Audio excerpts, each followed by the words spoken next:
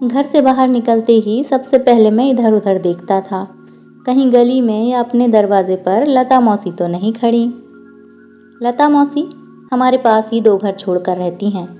जब कभी मुझे बाहर निकलते देखती हैं, उन्हें कुछ न कुछ बाजार से मंगाना ही होता है। कभी सब्जी तो कभी दवाई तो कभी दूध। तंग आ गया हूँ मैं उनसे।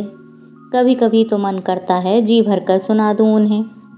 खुद के बेटे को तो गांव से बाहर बड़े शहर भेज दिया और मुझे यहाँ नौकर समझ रखा है।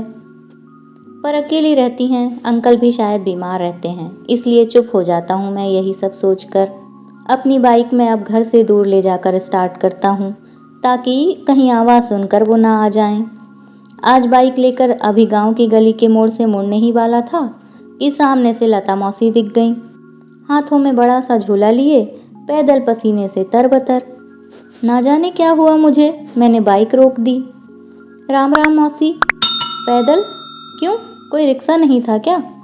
सांसें काफ़ी तेज चल रही थीं उनकी। अपने पल्लू से पसीने को पोंछकर थोड़ा रुक कर बोली, राम राम बेटा, राम राम। वो रिक्शा वाला ज़्यादा पैसे मांग रहा था। झोले को किसी तरह बमुश्किल उठाकर वह फिर चलने को हुई। उन्हें इस हाल में देखकर मैं पसीज गया। लाओ मौसी, मैं ले चलता हूँ।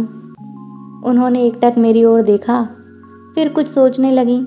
चलिए ना, क्या सोचने लग गईं आप? उन्होंने कुछ नहीं बोला।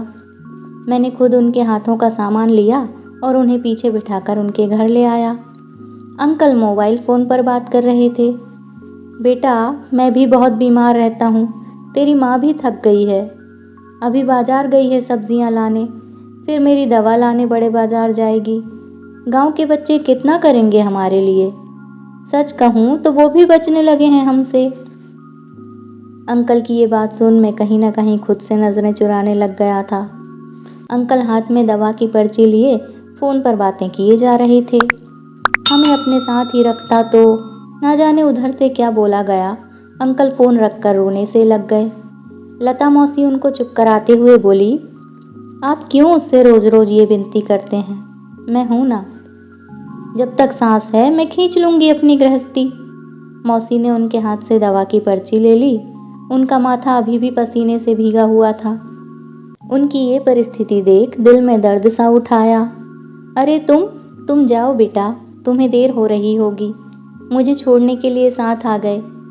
मौसी ने भरी हुई आवाज़ से मुझे जाने को कहा। उन्हें देख मेरी आंखें भी भर आईं। मुझे क्षमा कर दीजिएगा मौसी, मैं पड़ोस में रहकर ही आपकी इन परिस्थितियों से अनजान था। आप मुझे पर्ची दीजिए, मैं दवा लेकर आता हूँ। जब खुद का बेटा सब जानकर ही अनजान बना बैठा है, तो तुम क्यों माफ़ी मांग रहे हो बेटा? क्योंकि आप मुझे भी तो बेटा कहती हैं मौसी। मैंने अपने इस हक से उनके हाथों से पर्ची ले ली। उन्होंने भी मेरे माथे को चूमकर अपना हक जता दिया। दोस्तों, बड़े बुजुर्ग कहते थे, मौसी अर्थात माँ जैसी। जब मौसी आपको स्नेह और ममता देने में माँ बन जाती है, तो आप किसी मौसी, चाची, आंटी के बेटे क्यों नहीं बन सकते?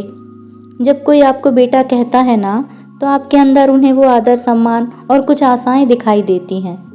आशा है एक दूसरे के प्यार, सम्मान और स्नेह भरी ममता को समझते हुए आप भी इन सभी बने रिश्तों का सम्मान करेंगे। मिलते हैं कल इसी टाइम इसी चैनल पर एक नई स्टोरी के साथ। तब तक आप अपना ख्याल रखिए और हाँ, चैनल को सब्सक्राइब करना मत भूलिए।